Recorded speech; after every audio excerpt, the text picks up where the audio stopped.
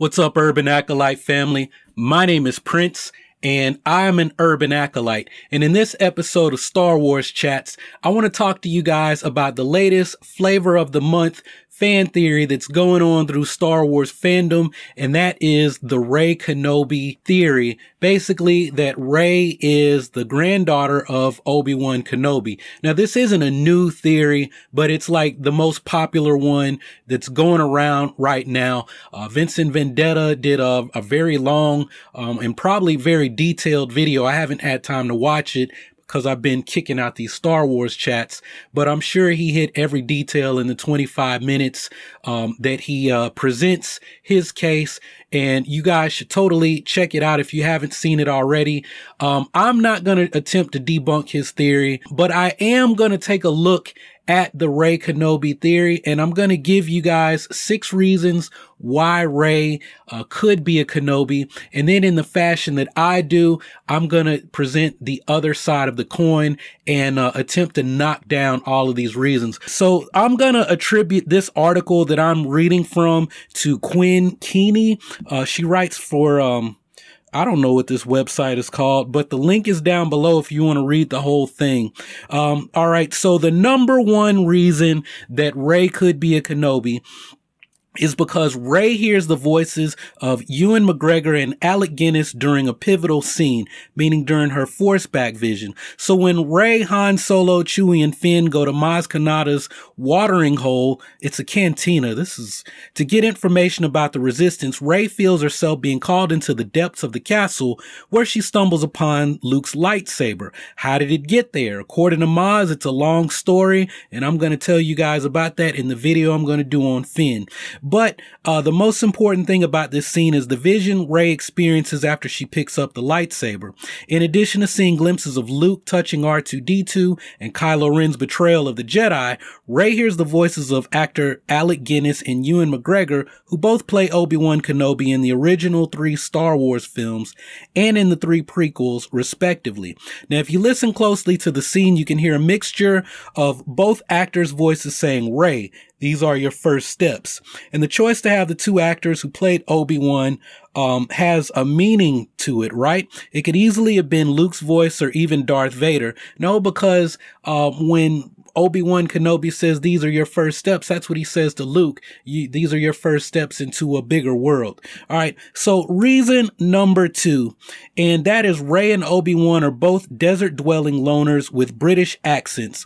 Now, in episode 4, A New Hope, we're introduced to Obi-Wan as Old Ben, the hermit who lives on Luke's home planet of Tatooine and is always dressed in sand-colored robes. As we see in The Force Awakens, Rey also lives all by herself, only she's on the desert planet Jakku, where she scavenges and sells old ship parts for food while dressed in calming neutral tones. Their lonely lifestyles mirror each other quite obviously.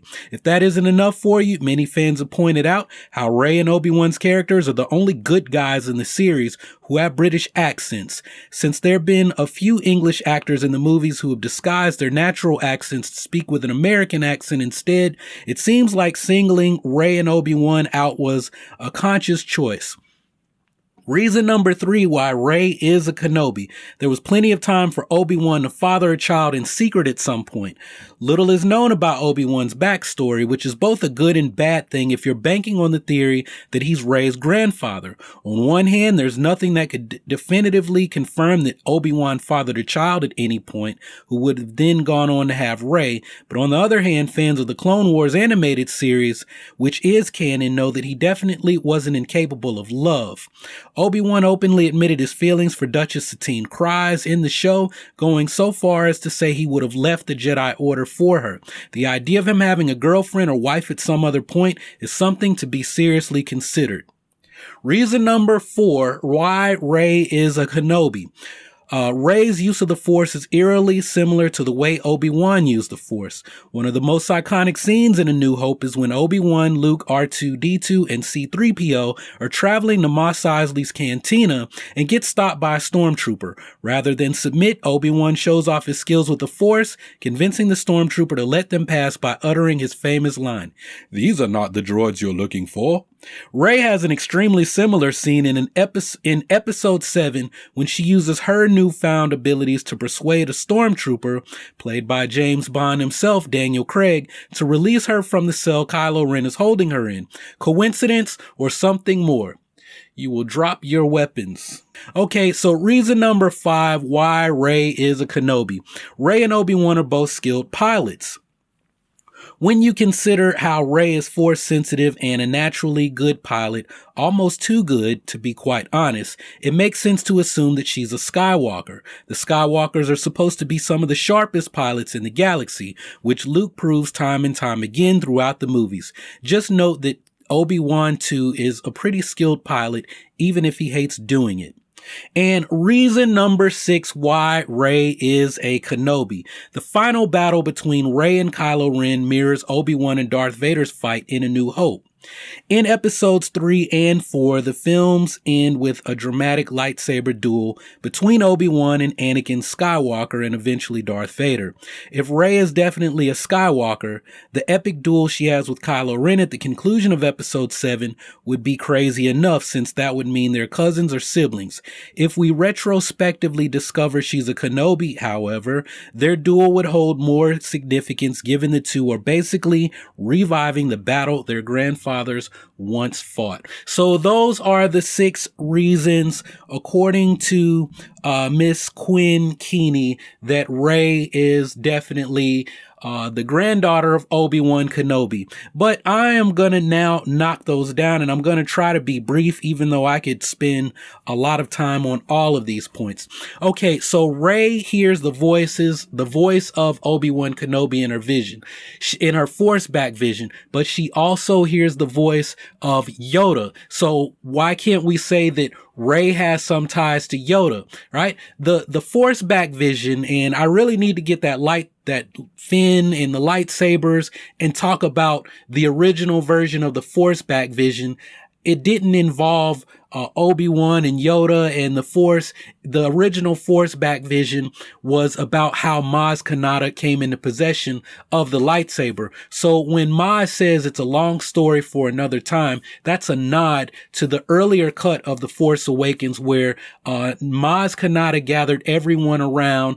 Somehow they all were able to see the vision, meaning Rey, Finn, Han, Chewie, Maz Kanata, and anyone else who would have been present. I think it was just that circle of people, right? And they were going to see the history of the lightsaber. J.J. Abrams confirmed this in his director commentary, that was the original version of the Force back vision before what we got with the kind of the history of events and how the history of the Force and how things connected to Rey. So my question is, if you had this previous version of a Force back vision that had no Obi-Wan Kenobi speaking, then how do we say that, well, it's obvious Rey is a Kenobi because Obi-Wan Kenobi spoke to her in her Force back vision?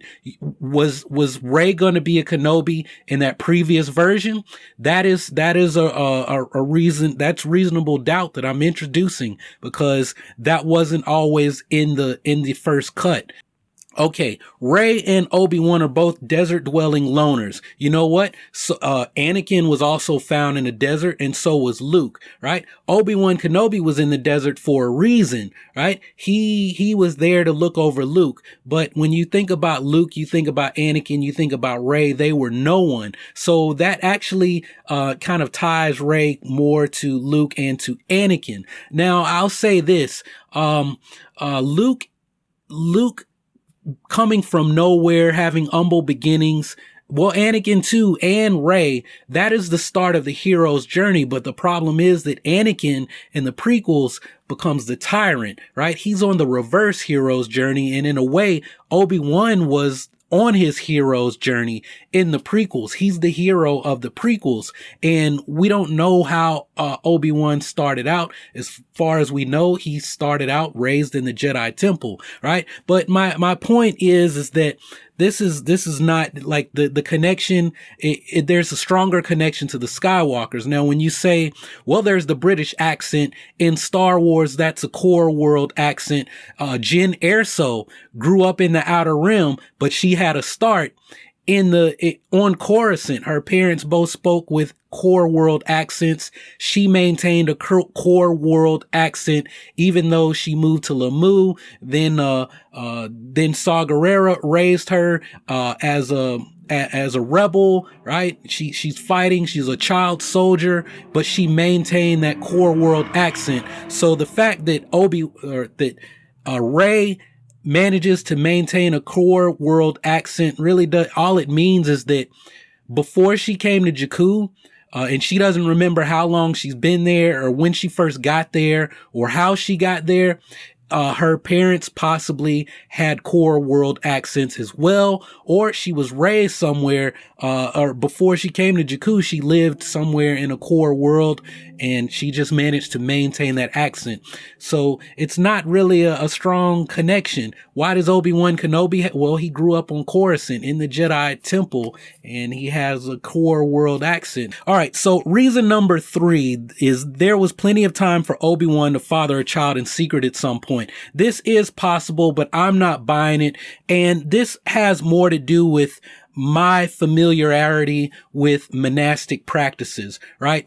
In Star Wars, from what we know so far, becoming one with the Force, preserving your intellect, preserving the mind beyond the death of the physical body, becoming a Force ghost, that is the closest thing to enlightenment, or really becoming a Taoist immortal. I don't want to say enlightenment, but that's the closest thing to becoming a Taoist immortal in Star Wars, right? In becoming a Taoist immortal sheds their skin or their body like a snake sheds its skin, but they preserve, right? There's the one translation of a line in the Tao Te Ching, those who maintain their center endure beyond death. And that's what I see becoming a Force ghost as. The thing is, that's not something easy. It's not something that anyone can do. Oh, I'm going to go in the desert and I'm supposed to be looking for, watching over Luke Skywalker, and I'm supposed to be communing with Qui-Gon Jinn, and oh, I've got time to get my rocks off and make babies and have a wife and kids. No, I'm sorry guys, but no, it doesn't work that way. If you're familiar with monastic practices and and how stressing and taxing it is on the body, on the mind, how much time is required, you'll understand why I'm always like, no, I can't see Obi-Wan Kenobi having a wife, having kids. Like, basically, him taking time when he's not in meditation, in his practice, to watch over Luke. There's not really much time to do anything else. You got to look at the fact that this guy lost everyone he knew. He lost the people he loved in Anakin, Duchess Satine Kryze. Why does he want to, I mean, like, after all that trauma, you can say, well, he wanted a family to heal. Yeah. Or he wanted to get more absorbed into his practice, and he wanted to put whatever energy was remaining into this boy who was our last hope. All right. So reason number 5, Rey and Obi-Wan are both skilled pilots. No, I'm going to knock this one down. Rey is a skilled pilot because she trained on a flight simulator, when she wasn't scavenging. Like, that's all she had time to do. She scavenged ships. She knew everything about scavenging the ships. She was an excellent mechanic. She was great at fixing things. She loved flying because that was the only source of entertainment that she had, right? It's like I said in yesterday's video, in a video that's coming out that I did with Geekdom 101 about Rey being a Mary Sue, yes or no. And I said, look, Rey it's like what Finn said. I was taught to do only one thing, right? Rey taught herself to only do a few things, and in The Force Awakens, we got to see those few things that she taught herself to do. In episode 8, she'll be tested and she'll be pushed outside of her comfort zone, and she's going to struggle, she's going to fall, and that's where we're going to really see character development on her part. But that's not a strong tie, right? Okay, so reason number 6, the final battle between Rey and Kylo Ren mirrors Obi-Wan and Darth Vader's fights. Now, yes, I mean, there's a final fight between Obi-Wan Kenobi and Darth Vader. There's a final fight between Rey and Kylo Ren, but we could also say that what about Finn, right? Finn has a fight with Kylo Ren. He gets his back sliced open. There's people that say that Finn is Luke Skywalker's son, right? How is that not different from Darth Vader cutting Luke's hand off? Kylo Ren slices his back open, and that could be his cousin if Luke were Finn's father. Now, I don't believe that, but I'm throwing that out there, right? That this battle wasn't the same. Additionally, in the early cut of the movie, Kylo Ren and Rey were going to fight Kylo Ren versus Finn and Rey. They were going to fight to a draw. Finn may have possibly had his hand cut off. He was going to be injured, fighting Kylo Ren. Rey would pick up where Finn left off, and, Starkiller Base would go kaput. The ground would split, and they literally would fight to a draw. That was the early cut of the final fight. So there wouldn't be a clear winner. I think that you had a lightsaber battle because we needed to see that. We needed to see what Finn could do, what Rey could do, and what Kylo Ren could do. And, whether it's mirrors somebody's fight or not, I just don't buy it, right? So what do you guys think about these reasons? Do you think that Quinn made a strong case for Rey being a Kenobi? Yes or no? Or do you think that there are better reasons to show that Rey is a Kenobi, right? Now, my friend Roberto Blake, who is, if you're interested in doing YouTube or graphic design, check out his channel. He's been a long-time supporter before it was cool to say you were an urban acolyte. He sent me a message on Twitter if it's okay for me to share this with you guys. And he said, look, there's a strong case for Rey being a Kenobi because the Skywalkers have always had strong ties to the Kenobis. So it only makes sense that now the Skywalkers become the mentor to the next generation of Kenobis who will help kickstart the Jedi Order. And he makes a strong point. The only rebuttal I have to that, because I'm not saying that I don't want Rey to be a Kenobi. I think it would be cool. I just don't think she's related to Obi-Wan. I think it would be excellent if she's related to a member of the Kenobi family somewhere else. That would be cool. I'd have no problem with that. I just don't see her being related to Obi-Wan Kenobi. But to get to what Roberto said, you can have Kenobi you can have a Kenobi be part of what's going on because Obi-Wan Kenobi is immortal, right? He can help Luke. He can help Rey as a Force ghost. You bring Ewan McGregor on, you do the visual effects and make him look older as a Force ghost. And it's no problem to do that, right? We got the tech to do it, to pull it off and make it look good. But like I said, I don't have any problem with Rey being a Kenobi. I just don't see her being the granddaughter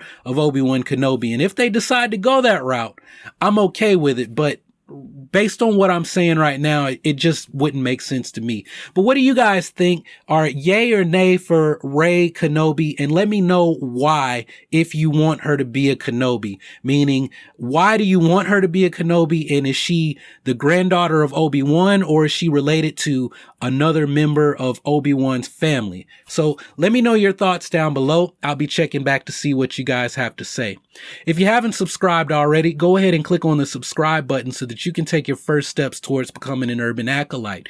Go ahead and use your love for Star Wars to help you make positive changes in your life and in the lives around you. Make sure to continue to support the channel. Check out some of the other videos that we have posted here, and I'll see you next time. So that's all I've got for this one. Thanks for watching. Y'all keep on breathing, and may the Force be with you always.